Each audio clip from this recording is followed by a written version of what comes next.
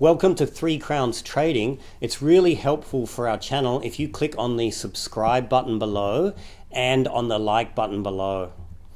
Okay, so we're looking at gold again. We've been looking at gold quite a lot recently over the last month because it's a really interesting time for gold. Last week was an interesting time and next week's going to be interesting again.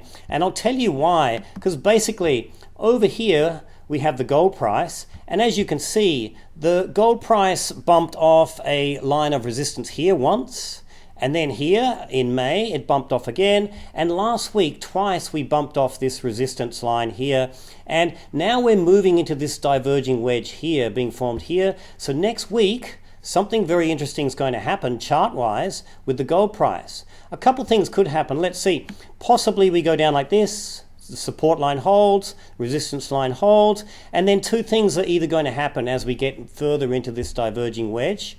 We could go above that previous line of resistance, and then this line actually acts as support, and we continue up here. Or possibly when we get into this diverging wedge area again, we might actually start trending down. So we're either going to go up or down, and that's going to be interesting to see how that pans out next week. The gold price is going to affect the price, obviously, of gold producing companies. And here are 6 gold producing companies we identified 2 weeks ago. And we actually looked at their price compared to the gold price. And here's a current chart. So we have Regis Resources, Northern Star, Kinross, Barrick, Harmony, and Anglo Gold. So the worst performer out of these 6 is Regis Resources. The gold price from January is down 4% year to date. However, Regis is down 43%. It's a huge decline compared to the gold price and even compared to 5 of its gold producing peers over here. And a lot of the reason for that decline was because Regis did a capital raise to raise some money to buy 30% of a gold producing mine called Tropicana, and that obviously a cap raise as they do, it hurt the Regis Resources share price, but they did buy a really good asset that's going to be producing gold for years to come, and it's been really supportive in terms of the gold output from this particular company. However, it really decimated the share price. So this is really undervalued, as are these compared to the gold price currently. Here's another chart of those 6 companies I just mentioned. They all have really decent PEs. We only touch companies that are under 20 with a PE, under 10 ideally. Most of these are under 10. Debt to equity is very reasonable. Anglo Gold a little bit high, but it's reasonable. Dividend yields are quite reasonable for gold producing companies. If you had invested in any of these 6 companies on the 6th of November, when we mentioned them, the gold price has gone up 1.41% since the 6th of November to the time of filming, the 20th of November now. However, Regis Resources is up 8.45%.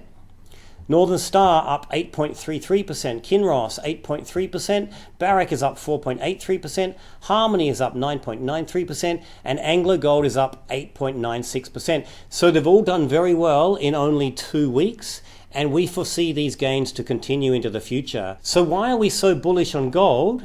And those 6 gold producing companies that we showed you in those last charts, the main reason being is inflation. Inflation currently in the States is running at the highest it has been in 30 years.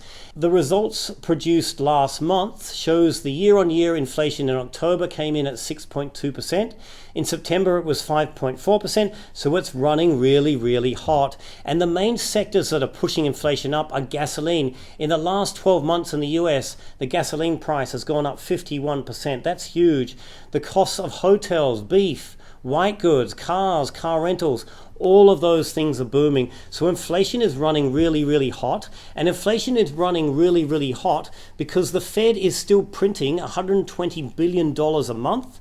It's trying to bring that down next month to $90 billion, but it's still a lot of money for the Fed to be pumping into the economy. And obviously that's really, really bullish for gold. So here we have the G20 countries. So these are all the countries that make up the G20, and this is their inflation results in October. Japan up 0.1%. Doesn't sound like much, but remember, Japan has been running in a deflationary environment for decades. So Going up 0.1% for Japan is pretty amazing. And as we go down, as you see, Germany running at 4.5%, the US 6.2%, as we just mentioned. All of these countries are running huge and hot inflation currently, and that's not forecast to change at any time soon.